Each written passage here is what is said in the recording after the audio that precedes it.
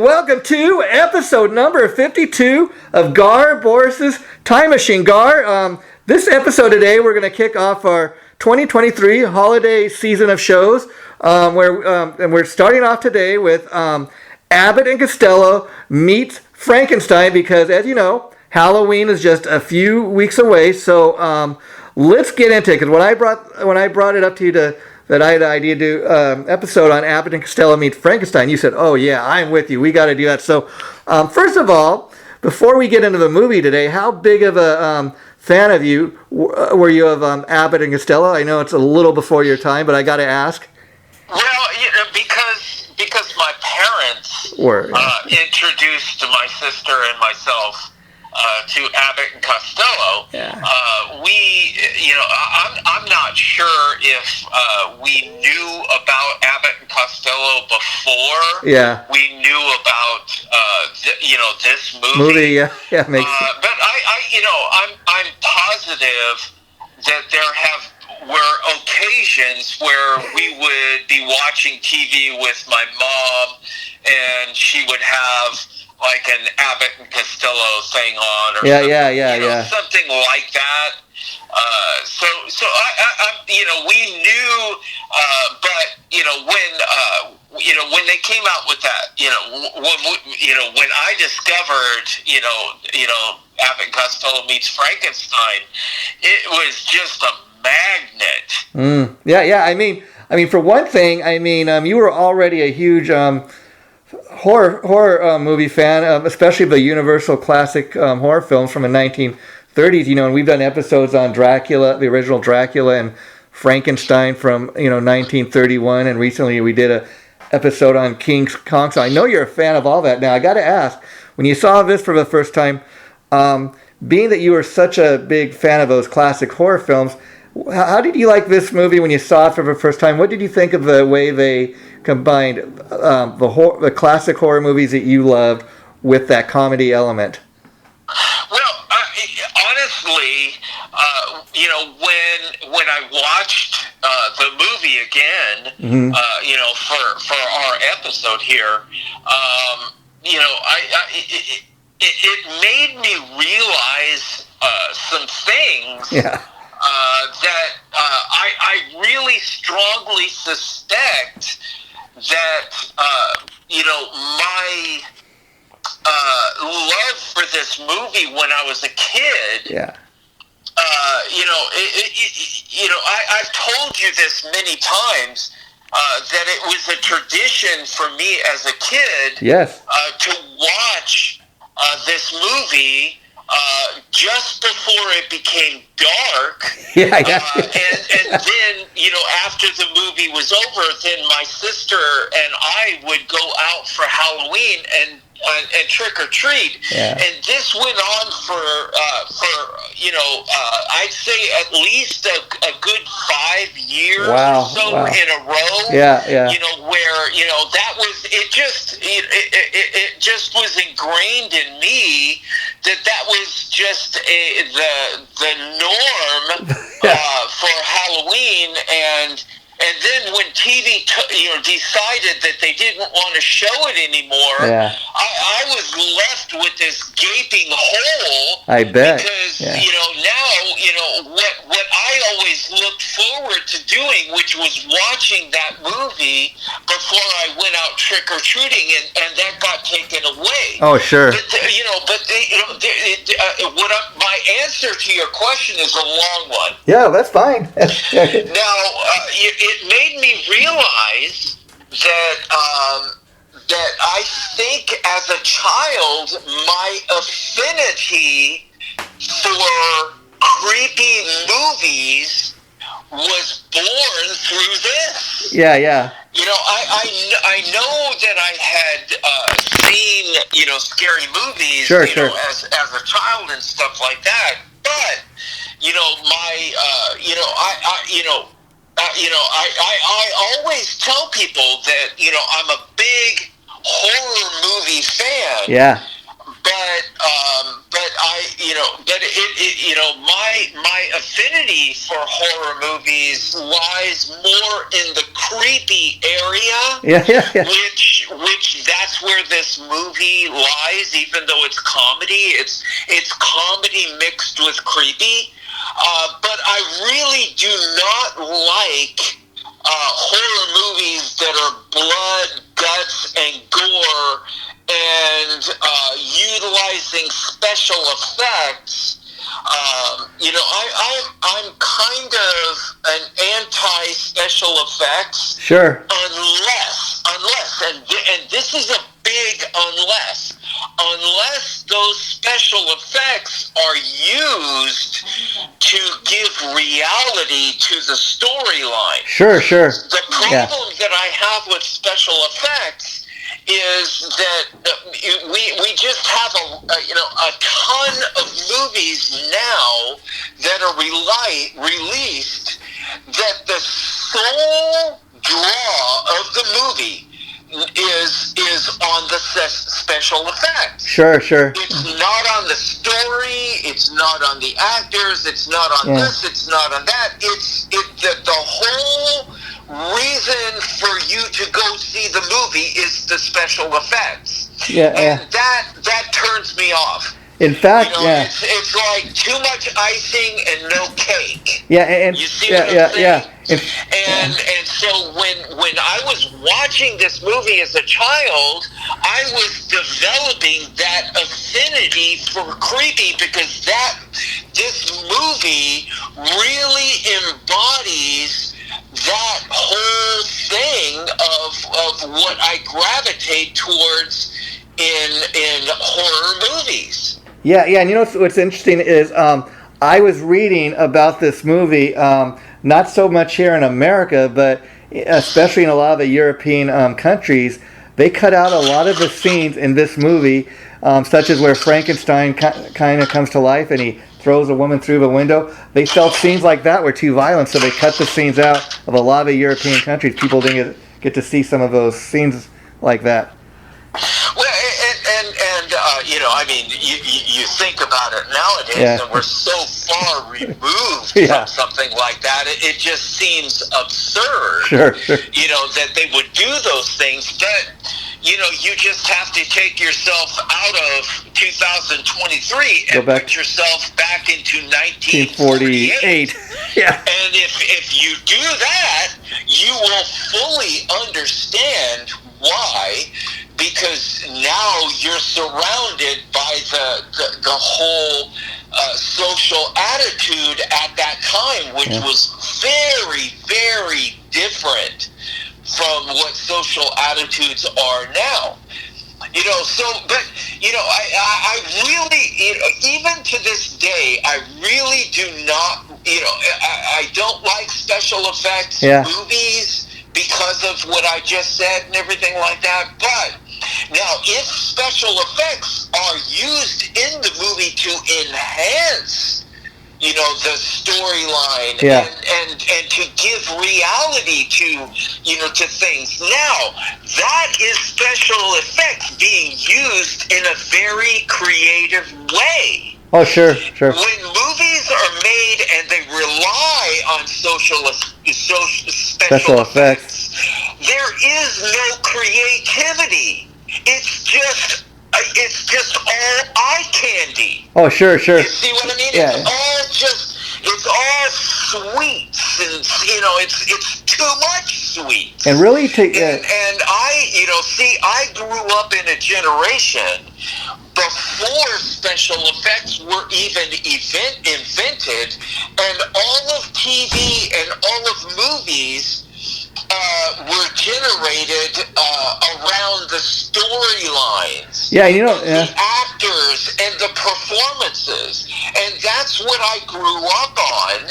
And now we have generations now that didn't grow up on that and grew up on special effects, and it's their diet, and I completely understand that, and I'm not talking crap or negatively about those things, because this is the norm for for generations now, but because I grew up in a time that I watched and enjoyed all of this stuff before special effects became so prevalent in it, I fell in love with all of these other elements that get completely ignored when you're watching a movie that's nothing but special effects. Yeah, and again, Gar, when we do these episodes, people got to realize how very different the world was back then. I mean, today we're talking about 1948, so just give people an idea like how different the world was, what was going on.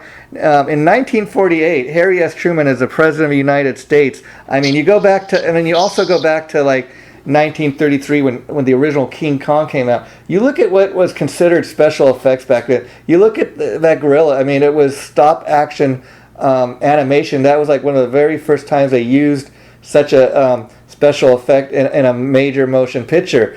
And so we look at the original King Kong today and kind of laugh at that ape that they had in the movie. But for its time, it was no amateur act. It was a major thing. It was revolutionary. Yeah. And just like that movie was revolutionary, this movie that we're doing, there are revolutionary things about Abbott and Costello meets Frankenstein. Yeah. You brought it up when you were talking about it, kind of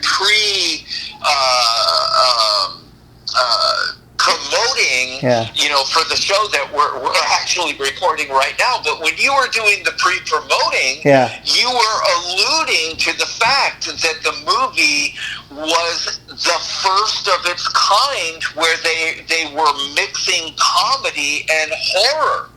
That had never existed before this movie, which makes this movie revolutionary. Yeah, let's think about that, because there are people like you that are diehard, like horror movie fans, talking about like classics like Dracula, Frankenstein, King Kong, where I was reading and doing the research for today's show, Lon Chaney Jr., one of his biggest complaints about this film was he did not like the way he felt that Abbott and Costello in this movie made buffoons out of the monsters, like made them out to be jokes. He said what he was a fan of, really, in those original horror movies, which I can kind of see, is there was this thing about how you had a little bit of sympathy for the monster. There was a plot, there was a storyline. They were, and so like King Kong, even in the recent like King Kong versus Godzilla, you have sympathy for King Kong and you have sympathy for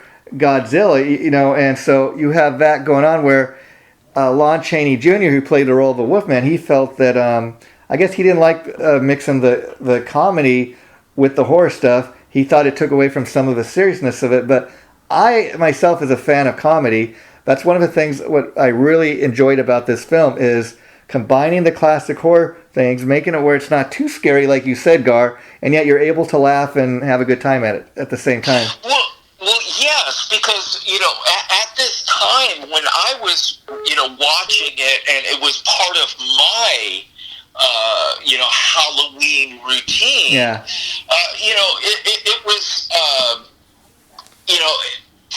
you have to understand that I was a very small child. Yeah. And, I'd say probably somewhere around 8, 9, 10, somewhere in that ballpark range. And a lot of people, even felt back then that, horror movies are not for children. Yeah. And of course, when you're keeping, when you're telling your children you can't watch this, now it makes you want to watch it even more. Yeah. You know what I mean? It has the opposite effect when you do that. Now you got a burning desire to watch it. So this is the attitudes of the parents at that time. Yeah.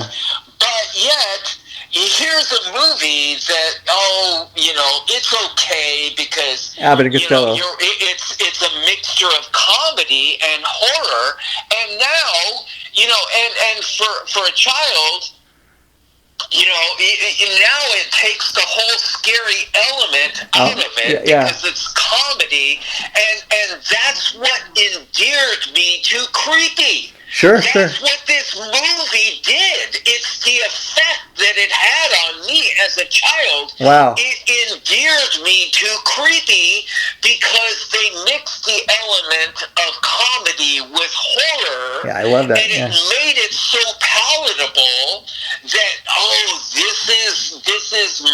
this is where my affinity for Creepy was born. Yeah, and you know what's funny, Gar, is I think another great example of what we're talking about, where they mixed horror with comedy, and it'd be quite a number of years till they did it again. I think they didn't really do that in another film maybe until 1974 when they did Young Frankenstein. Again, another Frankenstein type of movie, combining both comedy and the horror element, and that's what makes that film too also very memorable. Well, without Abbott and Costello meets Frankenstein, you don't have Young Frankenstein. Yeah, I agree. It was all started by Abbott and Costello meets Frankenstein. Yeah. And it's just, this is a time period where, I got to enjoy Halloween in all of its glory, because during my childhood, the whole thing of going out and trick-or-treating and putting on those uncomfortable costumes, because they were super uncomfortable. They were hard to breathe in. They were hard to see. But as a child, you loved every minute of it.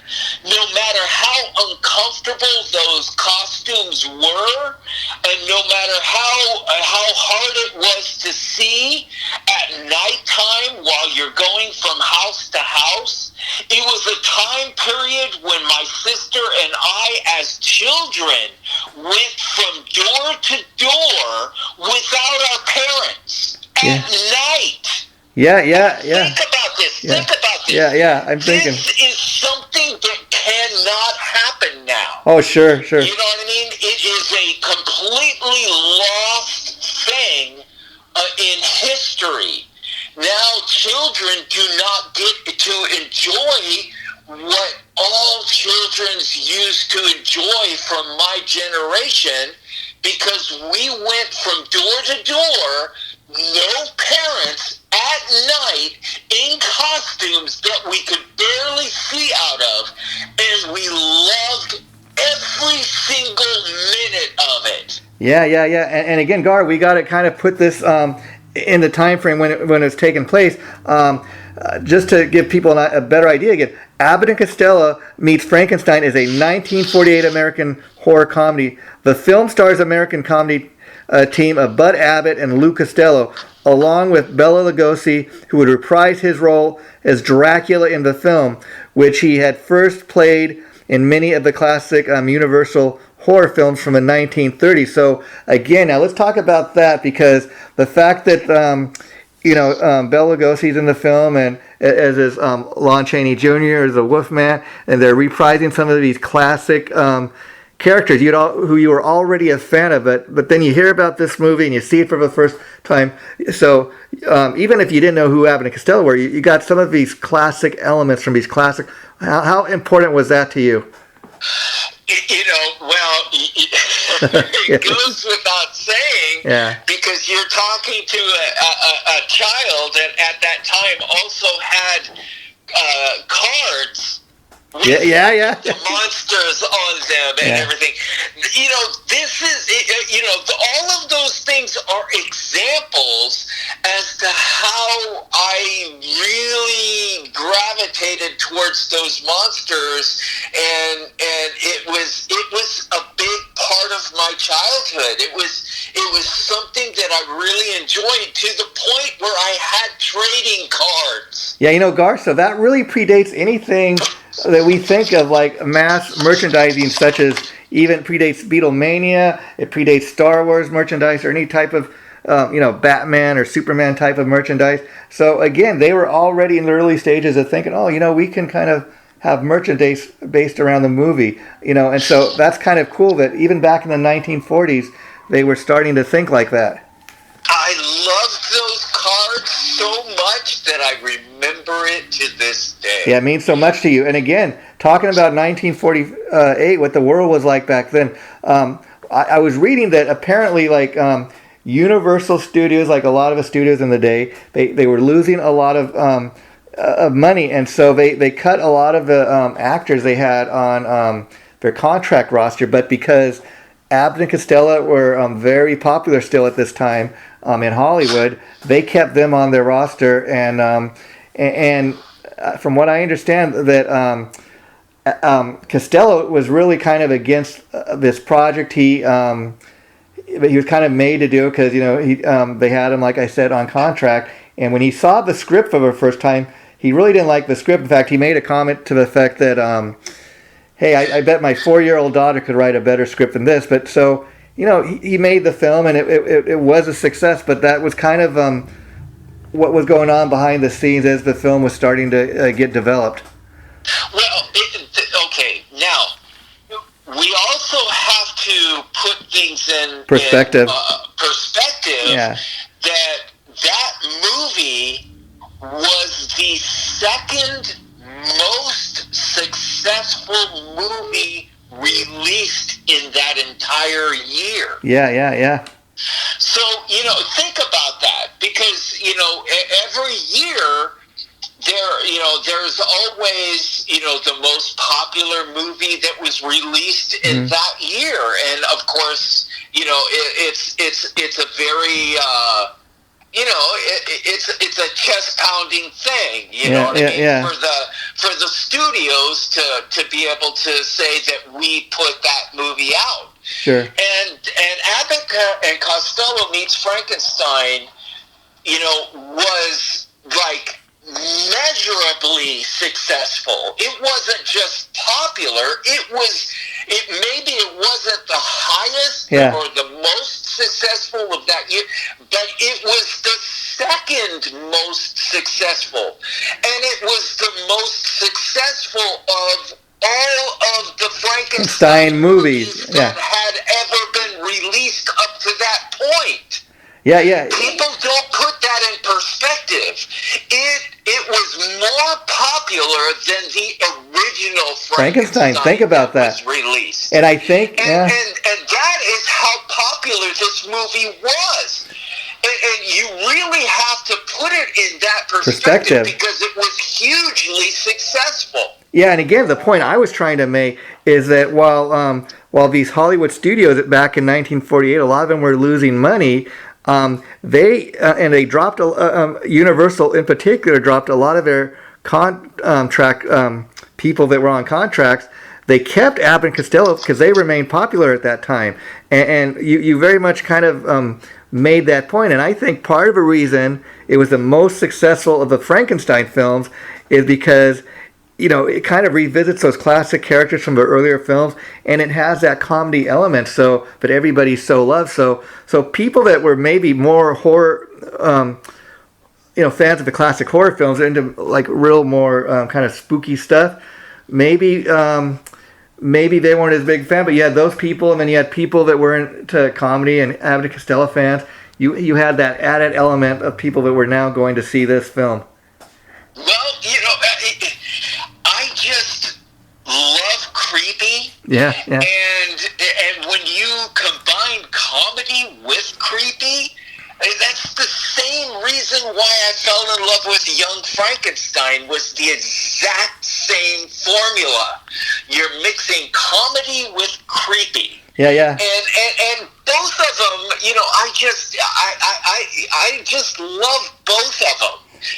And when you put them both together, oh my God, it's a very successful formula, and you have two great movies that are examples of that success. successful formula. Yeah, I mean there were a lot of like comedy teams back in the day, but I think probably besides Abbott and Costello, probably the only other one that was really successful at it was Laurel and Hardy, kind of the same type of thing, Well, yeah, and in popularity, I still think that Laurel and Hardy would be higher on the totem pole than Abbott and Costello, but they're right underneath them. Sure. You know what I mean? That's how high up Abbott and Costello is on that totem pole of popularity of comedic duos. Yeah. You know, and you got a lot of them. You got Dean Martin and Jerry Lewis. Sure. You know, I mean, the list goes on and on and on. You know, but yes, Abbott and Costello, right up there. Maybe they weren't as popular as Laurel and Hardy, but they were just nipping right at their heels. Yeah. That is how high up they are on that totem pole. In fact, we could do many episodes just on Abbott and Costello, because just to kind of mention it too, they got their start, I was reading, in vaudeville. That's how they first teamed up. Originally, Abbott had another partner, but he got sick and died, and that's why he teamed up with Lou Costello. They were very popular before they even were in the movies on the radio. And there's a famous Who's on First, kind of scene. Is their most famous comedy routine. Yeah. That right there, Who's on First. Yeah. And I recommend to anyone Check it. visit it today. Yeah. Because it's still funny. And that's the thing. Lou Costello's getting exasperated with this whole thing.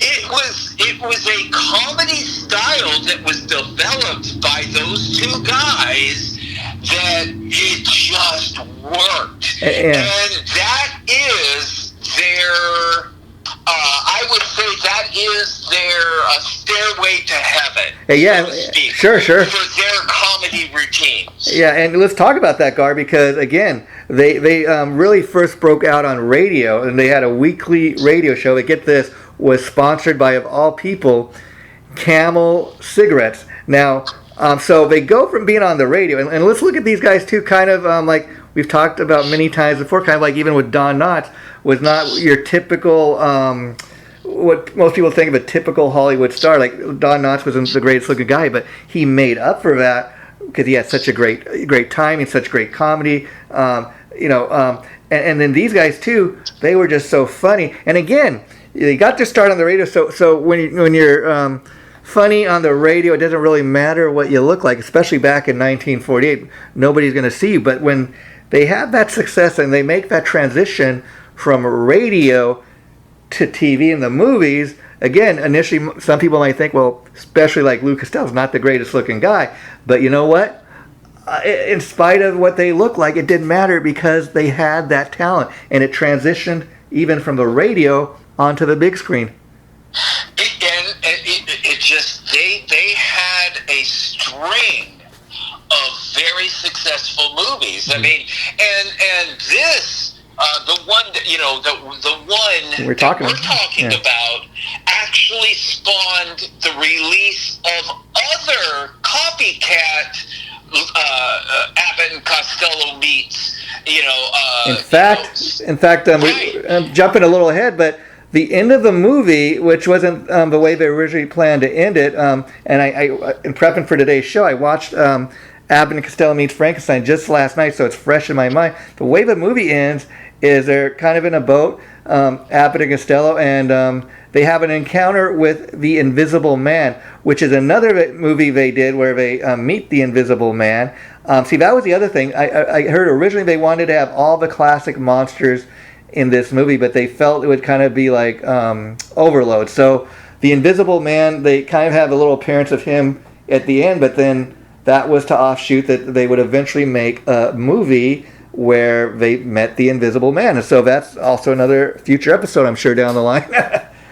You know what used to creep me? I just love creepy. Yeah. But the creepy element of the Invisible Man was when he was taking the bandages off. Yeah. That was so creepy to see as a child watching that.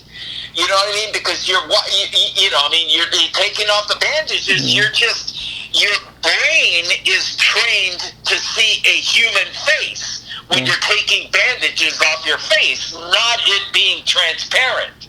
Yeah. And it was so creepy to me to see that. Yeah, and you know what's interesting, Gar, is watching the movie last night, is it did not even matter that it was in black and white. It was made in black and white, so that's why I'm sure they could put out a colorized version now, but I think it would be a very different experience, maybe partly because...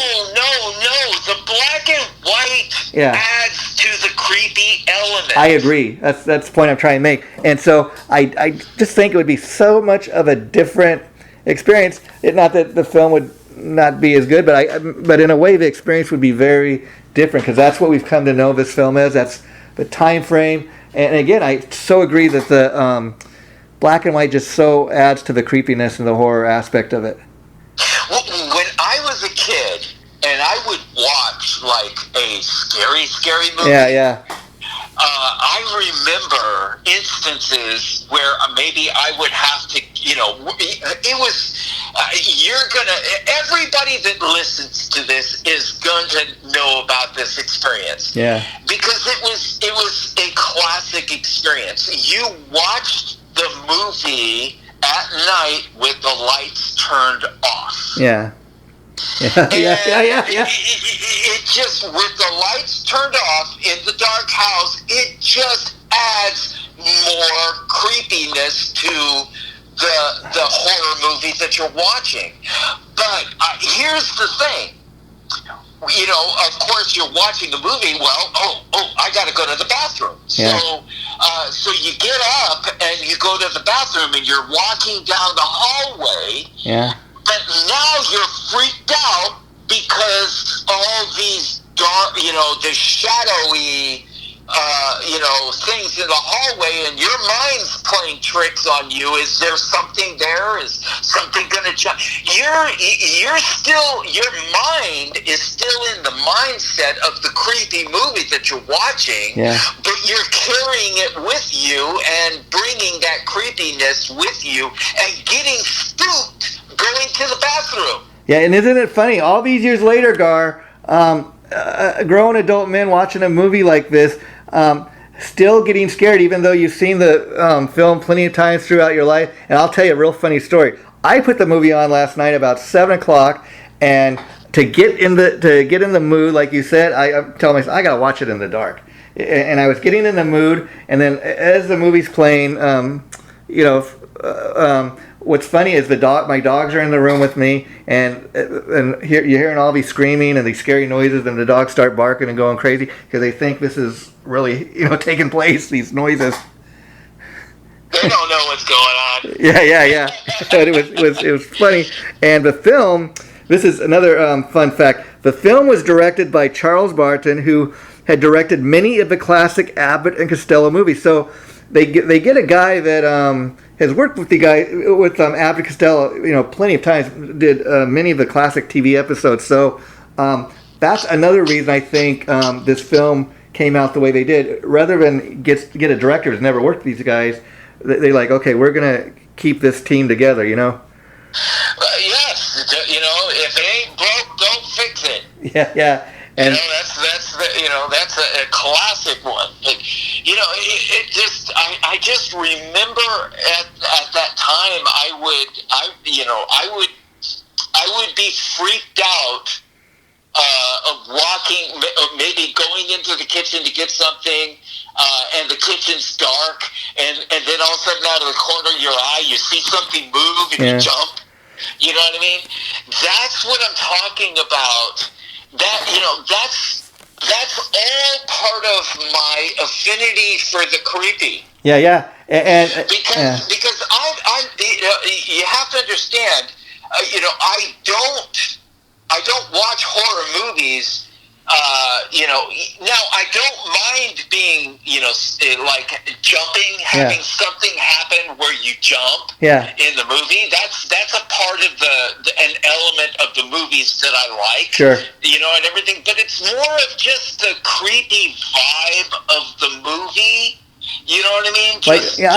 I'm with you. Unless, like, I'm not a big fan of the blood and guts. You know, just for the hell of having blood and guts. You know, maybe if there's a specific reason we need the blood and guts, maybe. But if the storyline calls for it and everything like that, it's part of the storyline. That now it's working as an integral part of the movie, and it's interweaving with the other elements like a tapestry, instead of just putting it out there and just having nothing but special effects and a weak storyline and very poor acting. I mean, Gar, I think the scariest I ever got watching one of these horror movies was The American Werewolf in London, where the guy's head is chopped off and goes rolling down the street. I started screaming and ran. The element of American Werewolf in London that I loved was the fact that every time that his friend kept coming back, he would deteriorate even more and more because he had already been mauled, you know, by the werewolf in the bogs. You know what I mean? But you know, their choice to have him deteriorate through the movie was just a really good choice. Yeah. And you know, Gar, getting back to Abbott and Costello Meet Frankenstein, I was reading the director went on record as saying, you know, it didn't really get into specifics why Abbott and Costello were so unhappy making this film, but it said the director went on record saying that they would often for days not show up on the set. Oftentimes they would show up and they would show up on the set, but rather than take part in the filming, they would like play cards like for 3 days straight, and they would just kind of film around these guys, and then and so that's kind of an interesting backstory to this movie. These guys were so unhappy with the making of a film for whatever reason, but it became one of the most successful films in spite of it. And they just kind of worked around these guys, I guess, temperament and egos. Okay, we'll just film other scenes, but eventually it all got made, you know? Well, you know, it just also shows you that when they were making the movie, they had no idea of the potential success of what could happen with this movie. It was never crossing their mind. It was so far removed from their mind that they were playing cards for like 3 days straight. Yeah. You see what I'm saying? If they were thinking about the importance of how how this movie was going to revolutionize horror movies by combining comedy and horror, if none of that was crossing their minds.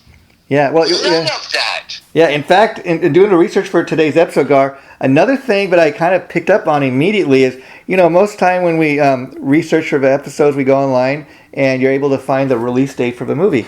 Well, I noticed it said release date June 1948. I thought that's kind of weird. They didn't put a date. And then I was later reading into the article. It said that's because at the time they had like two different release dates being reported. Like the Hollywood Reporter reported one date, which was I think June 15th, and Variety, which is another big publication at the time, reported that because the film premiered in Hollywood at some Ford Theater on June 28th, that they named that as the official release date, and so there's some argument on when it came out, which is kind of interesting.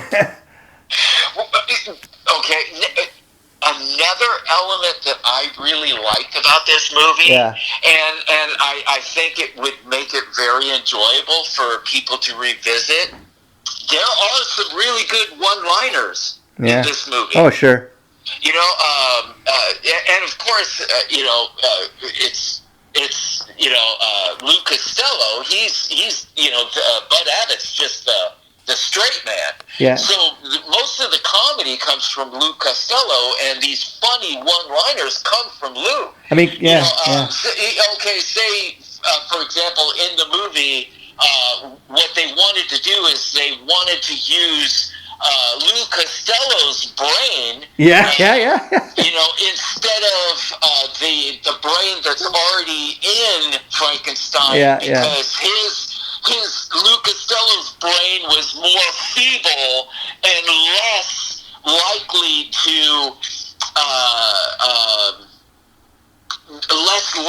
to disobey. Yeah. They were looking for him to be more obedient, so they felt that by taking Lou Costello's brain and putting it in Frankenstein's head, that was going to make him more complacent and okay, but what Lou Costello says, when he's trying to escape and out there, he's going, I'm not going back in there. And they go, why? I got too much of what they want. Great. Yeah. In fact, great line. Yeah, in fact, throughout the and then there was another one where they were talking about Lou Costello always got stuck with the ugly girl. Yeah. I love that. So he was talking about did you see her teeth? And Lou Costello goes, yeah, she only had one tooth.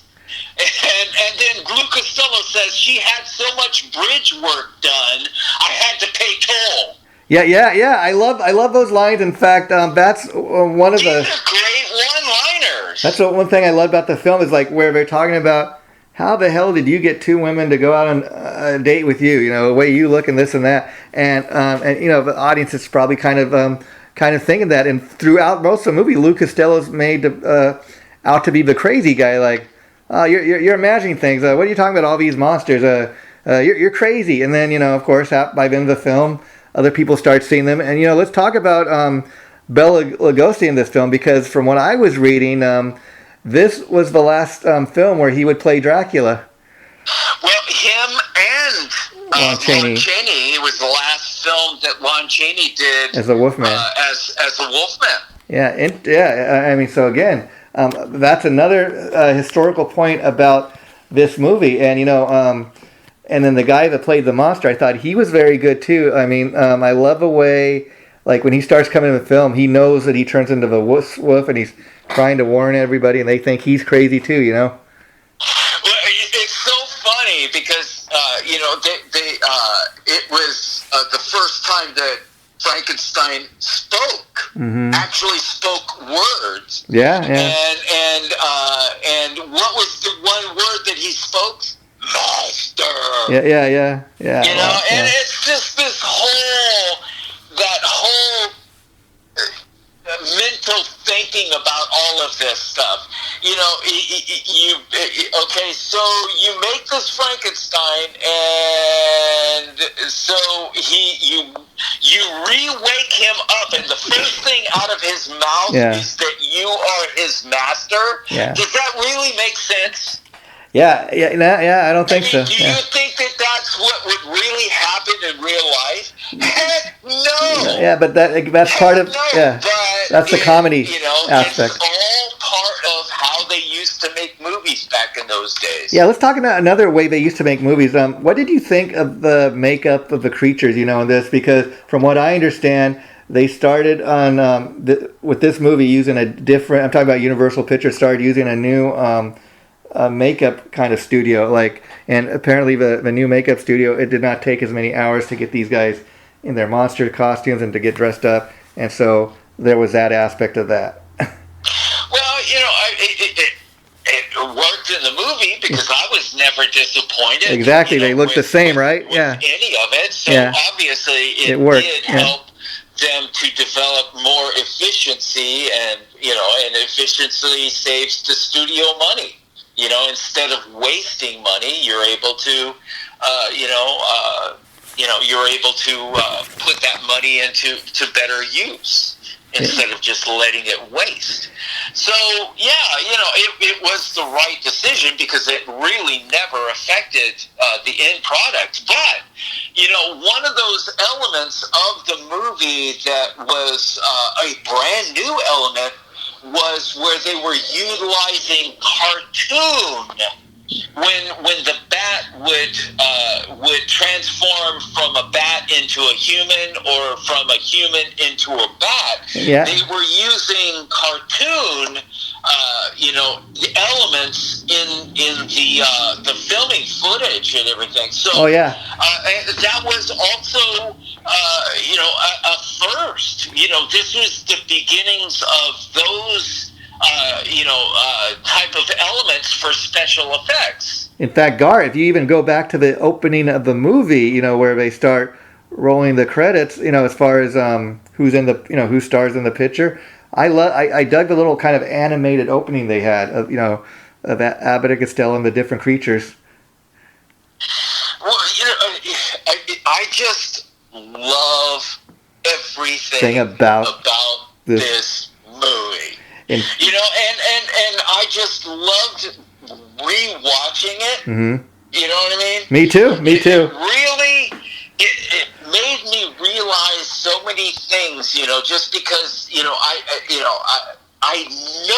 I know this movie is where I started developing that affinity for creepy, and it made it very easy for me because they were mixing the element of comedy with horror. And you could see that. And just to kind of wrap up today's episode, as far as the legacy of this film, I was reading that in 2001, the Library of Congress declared Abbott and Costello Meet Frankenstein as a film that was culturally and historically significant and selected it for preservation. Now, preservation, just so people know that, like I said, this is a film from 1948, so a lot of times they have to go back into the vault and they have to kind of clean up the film and, so it doesn't deteriorate. And so this film is significant enough that the Library of Congress said, okay, we're going to make sure that this film is preserved for as long as it possibly can be, because this is a film we don't want to lose. So I think that just speaks volumes about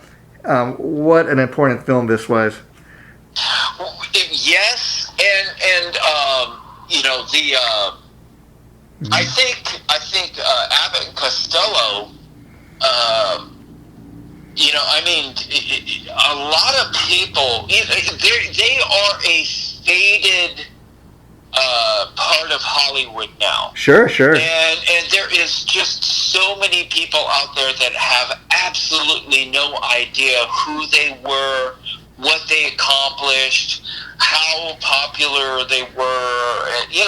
They really don't know anything about. They're just like very, very faded. Which is why we had to do this episode. Yes, because this starts adding more clarity and to that fade, and starts bringing it back into focus. Because it really is it is a first of its kind. A lot of things.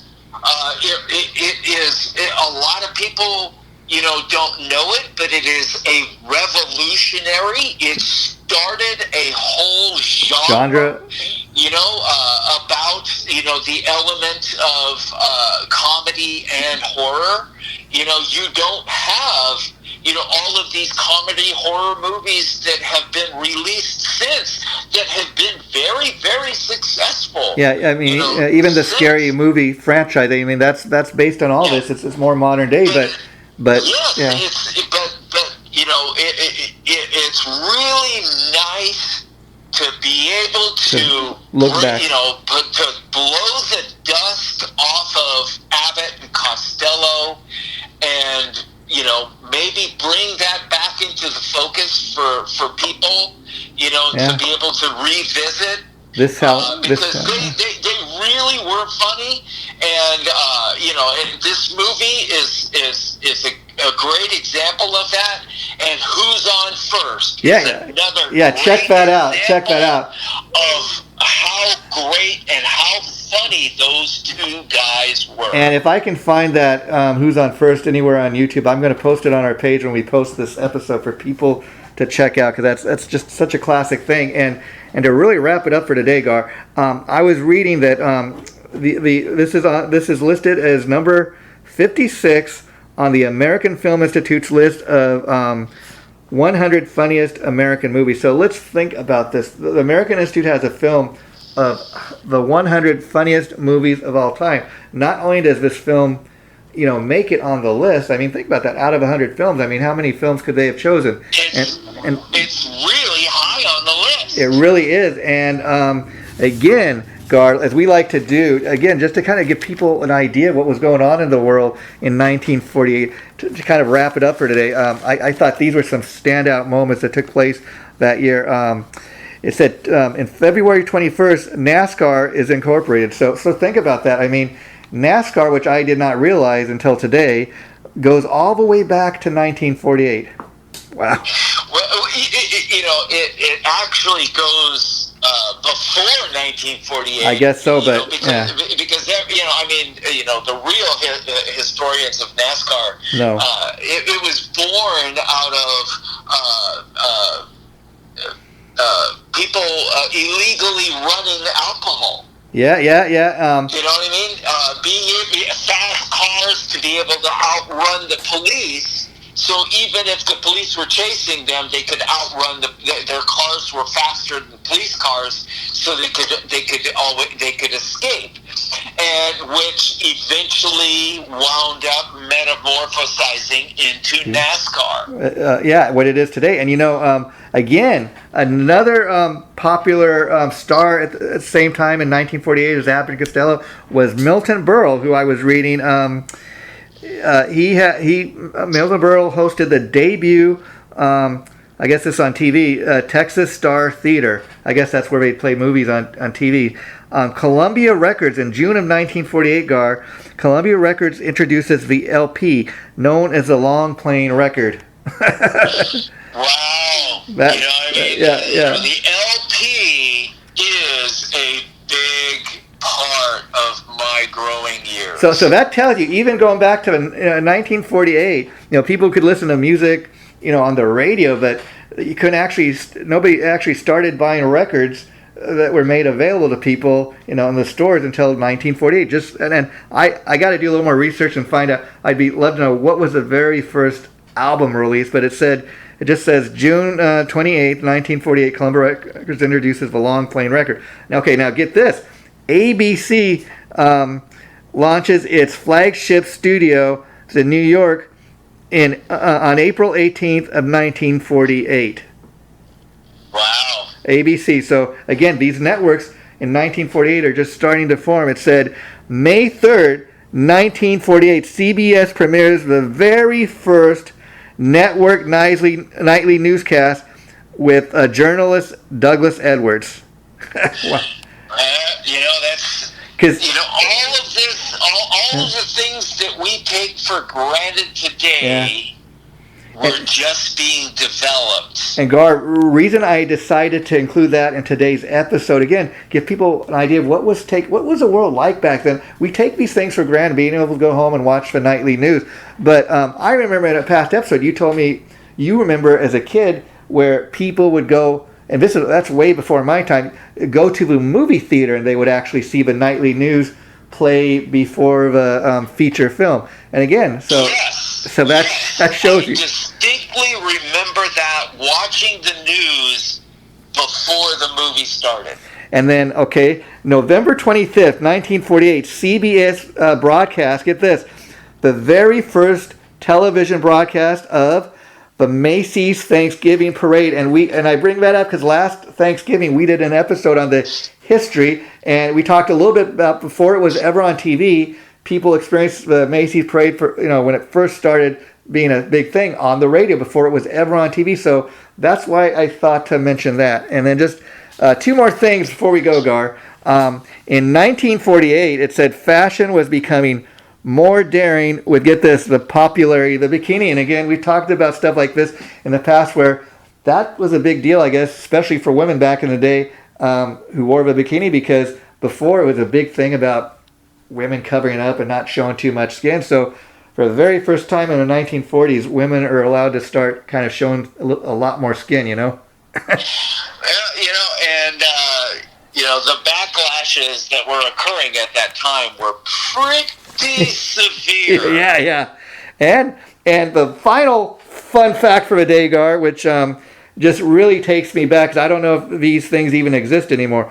The Polaroid camera came on the market and started to outsell Kodak cameras, which Kodak was the main brand for many years. And the big thing people will remember about Polaroids, like a lot of kind of modern day technology, you're able to get it right away. There was that instant activity about it. You take the picture and it would come out of the camera right away. People love that. And Polaroid was hugely popular, even though you had to spend so much extra money on buying the film. But people wanted that instant thing with getting the pictures right away, not having to go find a photo mat place to get the pictures developed. Do you remember those, Gar, back in the day?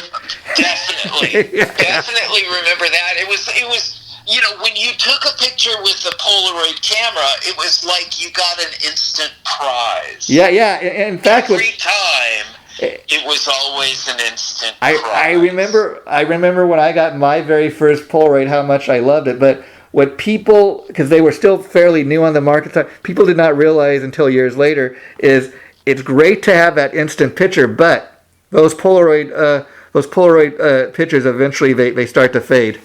Well, they fade, and they're not very good to begin with. Yeah. As far as the quality, and that's the reason why they never really,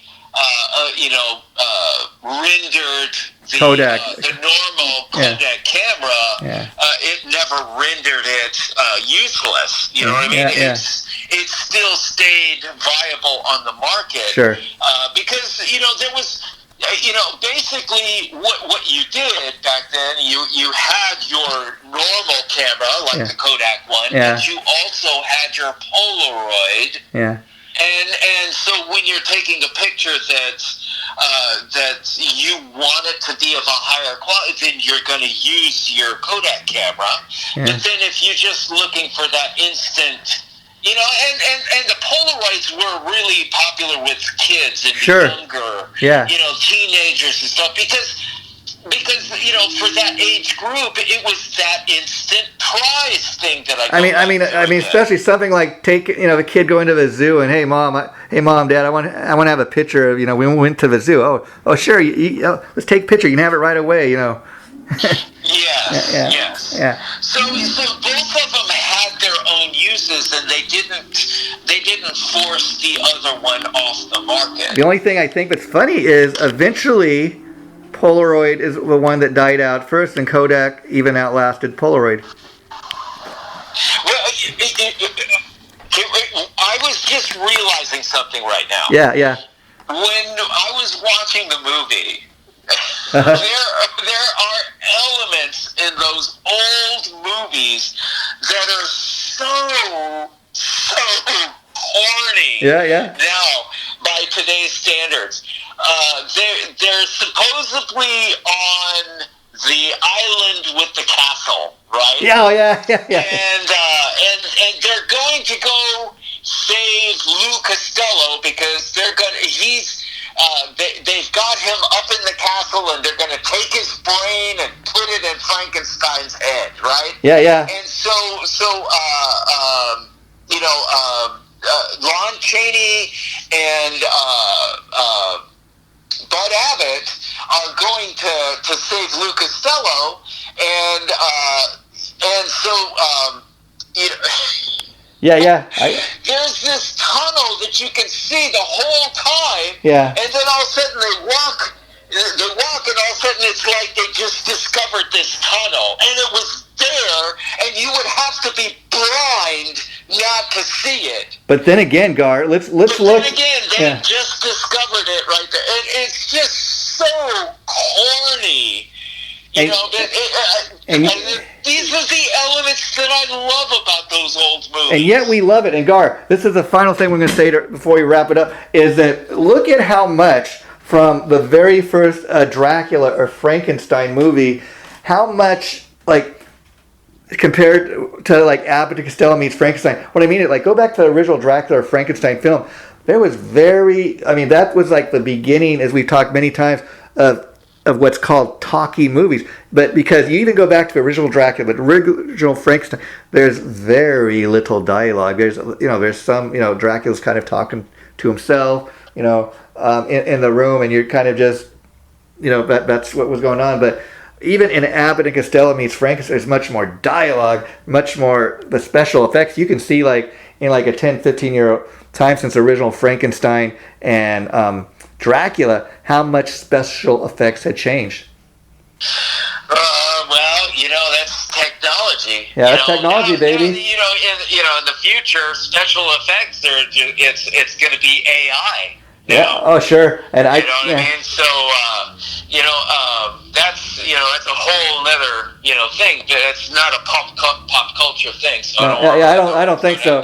No. Rabbit hole. Yeah. So.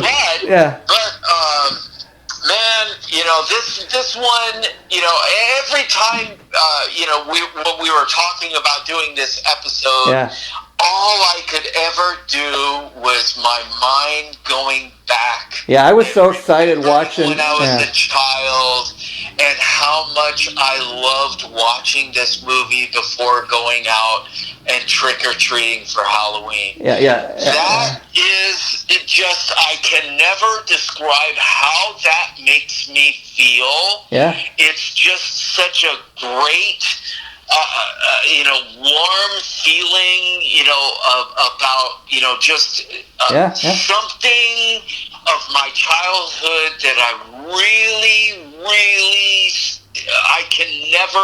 I don't think I'll ever be able to put it into words how much I enjoyed it. Well, you put it into a lot of words. I think people get the perspective, Gar, and I will say this. This was a ton of fun, as it always is. I love these Sundays when we do this. Next week, in 2 weeks, I should say, when we return and do another new episode, we're going to be still in the Halloween mode. We're going to be talking about a more modern film from 1989, which I know you've stated in many of our episodes you love. So I said, okay, this is a time we're going to do an episode on the movie The Burbs from 1989. That is Gar's pick. And then we're getting in our mode for all these great holiday movies. We're going to look back. So check back here in 2 weeks. And this episode we just did will be going up next weekend. Thanks so much, Gar. It was a blast. Oh, man, I can't wait to do The Burbs. The Burbs is really special to me. Yeah. Just like Abbott and Costello, Burbs is a very special one to me also. So I'm really looking forward to it. I've heard that in your voice. Anytime you brought that up in past, that's why we're doing it, buddy. So take care. Thank you.